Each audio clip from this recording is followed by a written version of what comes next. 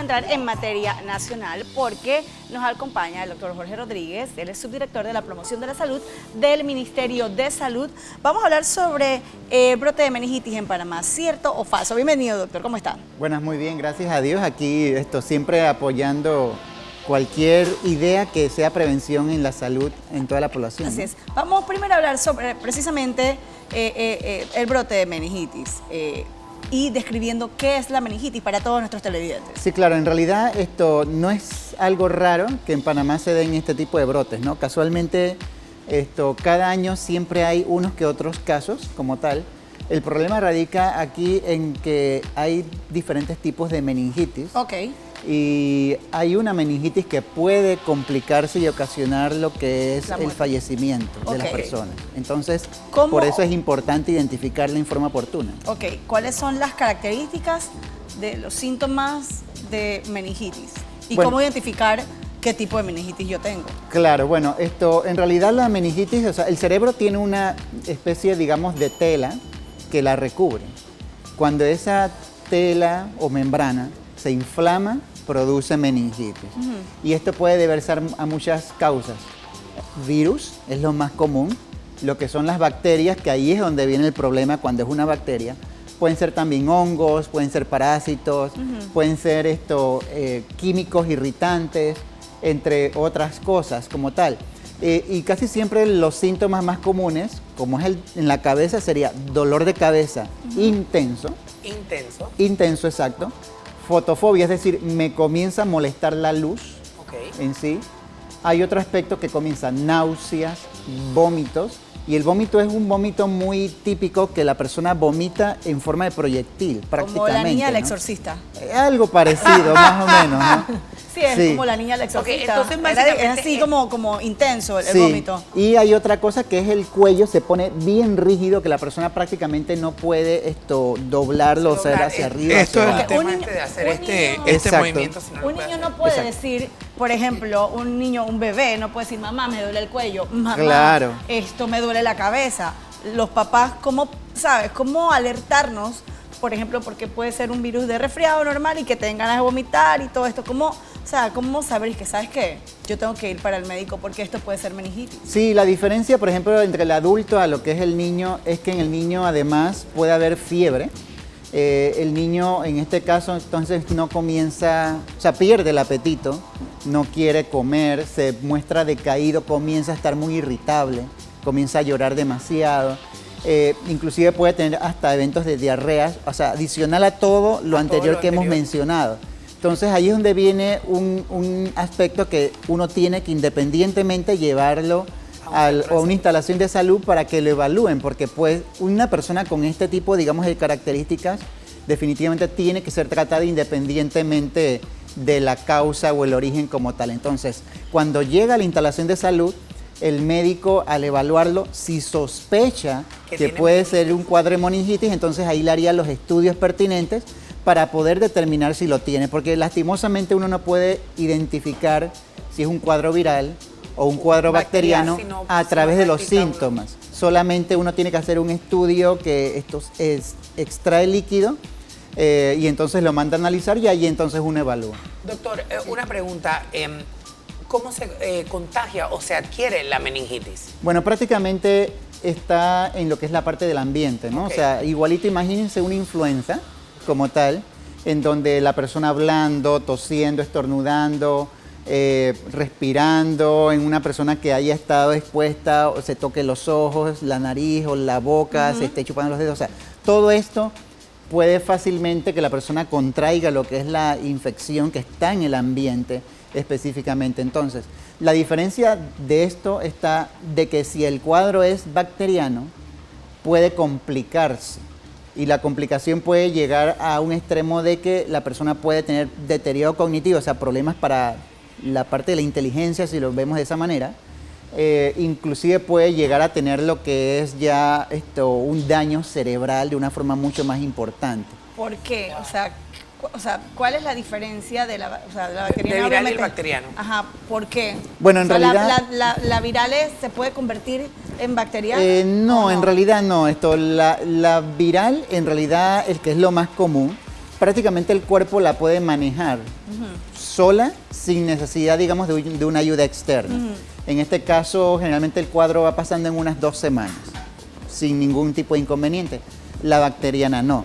La bacteriana, la persona cada vez se va deteriorando mucho más. Por eso, si se detecta a tiempo, sí podemos evitar, por ejemplo, que la persona fallezca. Exacto. Si se detecta a tiempo. ¿Las personas fallecen por qué, doctor? Porque bueno, ha pasado mucho tiempo. O sea, sí, ¿por qué? El problema del cuadro bacteriano es que es muy contagioso. Okay. O sea que estando, digamos, una persona, una persona que está en una familia, vino con el cuadro, las personas de la familia hay que tratarlas. Hay que tratarlas. Porque independientemente, solamente por haber estado expuesto, allí tienen que recibir lo que es el tratamiento. El tratamiento es con antibióticos. Wow, o sea que es una cosa seria. Yo quiero ahondar ahí en ese mismo aspecto. Cuando ya tenemos una persona en la casa que tiene esta condición, sea viral o bacteriana, pues cuáles son, además del tratamiento, pues qué otras prácticas también pueden evitar que nos contagiemos. Sí, bueno, es muy importante lo que es la parte de las medidas de higiene, ¿no? O sea, lo que es el lavado de manos, eso es fundamental. El no compartir cubiertos o utensilios personales en sí. Lo que es la parte de la vacunación, eso es fundamental. Están independientemente de que sea niño, adolescente o adulto o embarazada, tienen que vacunarse y para eso están aproximadamente unas 3 vacunas en Panamá. Está la vacuna del meningococo, la del neumococo y también la vacuna pentavalente, que tiene 5 tipos de vacuna diferentes en una sola puesta, pero todas en realidad protegen contra un cuadro viral y contra el cuadro bacteriano. Y no es que no le... una vez al año. Se pone en realidad, no, es cada cierto tiempo, digamos hay una serie de refuerzos, generalmente los niños lo deben de ir adquiriendo desde el nacimiento, se van poniendo refuerzos al año, a los 4 años, después a los 10 años, después prácticamente a los 21 y así cada 10 años se va actualizando como tal, ¿no? Sería de esa manera. Pero, o sea que todos en realidad en Panamá deberían de tenerla en alguna u otra forma. Pero no todo el mundo lleva ese control. ¿Hay brote o no hay brote de meningitis en Panamá? Ahorita mismo no hay brote. ¿Hay casos específicos? Se mostró un caso como tal que tuvo lastimosamente un desenlace fatal. Como tal, fue una joven de 23 años, si no más lo recuerdo, en donde en este caso en realidad se le dio todas las medidas, incluyendo los antibióticos, porque el problema radica en que el cuadro bacteriano es tal que a pesar de que muchas veces la persona recibe antibióticos, puede desencadenar o llegar a este desenlace fatal. Doctor, y trajimos precisamente este tema a colación porque se coló en internet información de que se había un brote, que no sé qué y tal, y la gente enseguida pues empieza pues la alarma y un poco como la desesperación. ¿Cuáles son las comunicaciones oficiales que hace el Ministerio de Salud para decir que hay o no algún brote o alguna epidemia, alguna enfermedad? Bueno, generalmente nosotros cuando hay un brote y ha llegado a lo que es un nivel de epidemia como tal, finalmente el Ministerio de Salud hace una conferencia de prensa. Llama a todos los medios de comunicación y ahí se indica el mismo, ¿no? El comunicado.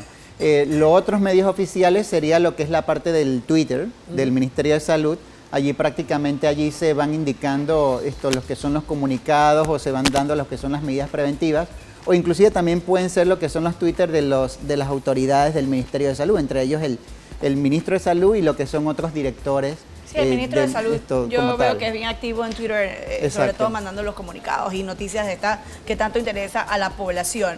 Habiendo un caso en este caso, y valga la redundancia, recomendaciones inmediatas para toda la población. Bueno, imagínense porque ahora va a venir probablemente lo que es la influenza para este mes como tal, el próximo mes. O sea, no llegar a última hora, por ejemplo, a inyectarnos como pasó el año pasado y todas estas cosas. Porque como les había comentado, prácticamente es algo muy similar a lo que es el tratar, digamos, de evitar la influenza. O sea, la influenza viene porque viene. Sí, va a venir porque va a venir en este caso. Pero lo mismo que vaya a hacer contra la influenza, que es el lavado de manos, el tratar de toser y cubrirme en la parte interna, lo que son las vacunas, el no automedicarme y cuando yo tenga algún malestar y el mismo ha evolucionado y no mejora, sino que va empeorando, acudir a la instalación de salud para que entonces me hagan un diagnóstico oportuno. O sea, si yo hago estas medidas, prácticamente no tiene por qué llegar a un desenlace inadecuado. Doctor, yo creo que el momento para vacunarse la influenza es precisamente ahora, porque exactamente. cuando uno se pone la vacuna, eso demora en hacer efecto, ¿no? Sí, prácticamente la vacuna es gratuita, eso es algo importante, gratuita. Se colocan en todas las instalaciones de salud, tanto del Ministerio de Salud como de la Caja del Seguro Social. ¿En todos los centros de salud y todo? Sí, en todo. Si yo voy al hospital del niño o a un centro, yo voy ya y la están aplicando ya. Se aplica, sí, exacto. Y lo más importante es que prácticamente bueno, a pesar de que, además de que es gratuita y de que está en todas las instalaciones, una vez puesta, no es que ya yo estoy protegido. Ah, no. Yo tengo que esperar aproximadamente unas 2 a 3 semanas entonces, este es para el momento que entonces ya se eleven lo que son las defensas del cuerpo. Sí, porque es que a mí me causaba mucha gracia el año pasado gente que estaba más o menos empezandito el cuadro, iban a armar la fila y lo que hacían era pegarle la influenza a un poco de gente. Y, por ejemplo, ¿hay restricciones en cuanto a esta inyección, a esta vacuna, perdón? Porque el año pasado recuerdo que era para ancianos y para niños. En estos momentos, si yo soy una señora que está viendo televisión, quiero ir ya, porque más vale prevenir que lamentar, con mis hijos, adolescentes, etcétera, ¿se pone la influenza en los centros de salud o no? Sí se coloca. Lo que pasa es que hay, digamos, tipos de población o de personas que tienen mayor son más nivel susceptibles. mucha mayor vulnerabilidad, entonces se prefiere primero protegerlos a ellos, que en este caso son los menores de 5 años, los adultos mayores de 65 años, lo que es las mujeres embarazadas y aquellas personas que tengan enfermedades crónicas. Enfermedades crónicas es hipertensión, diabetes, problemas de grasa, es decir, cualquier enfermedad que uno tenga y no se cure. Esa es una enfermedad crónica. O sea que esas personas también es fundamental porque obviamente un cuadro de influenza con una enfermedad crónica pues es mucho más grave también. Exactamente. En la clínica privada obviamente la vacuna de influenza tiene un costo. Exacto. ¿Aproximado más o menos? Eso va a depender, está entre 80 más o menos unos 120 dólares probablemente. O sea Así que es entre 80 y 120 dólares y que se la pongan gratis en el centro de salud. No Yo tiene creo precio. que la cuestión está bastante clara. Para todo lo demás, haga su fila en el centro de salud. Exactamente. Doctor, muchísimas gracias por estar con nosotros y compartir esta importante información. También su información de contacto y la del Ministerio de Salud. Sí, bueno, en realidad me pueden seguir a través de la cuenta del Twitter, lo que es Jorge Jesús R como tal.